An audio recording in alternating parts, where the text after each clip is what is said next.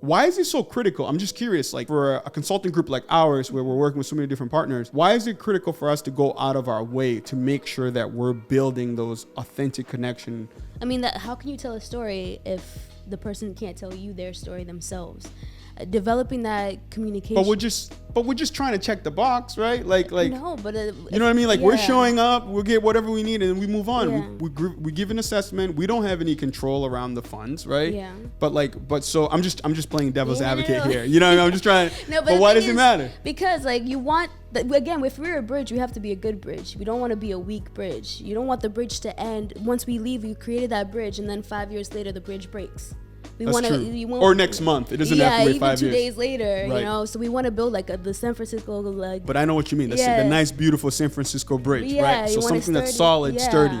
So in order to do that, you have to build that. You have to be humility and develop that connection with both the grant makers and the organization. In order for you to tell the story, the person has to tell you their story. You have to go in to see it. So in order, if you can't build that connection, you're not going to be able to tell that story, and then the bridge is not going to be solid in order for you to communicate what's going on.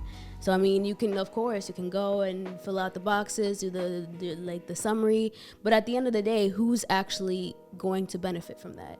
Nobody. They might benefit a couple $100, couple $1,000, but right. At the end of the day, they're still going to fall back into I need to find resources and everything. The level of commitment that they make through that process will come back to how authentic they feel you are, how honest or humility. And that's one of our words. Like we like to come in with humility. We're going to sit on the floor with you.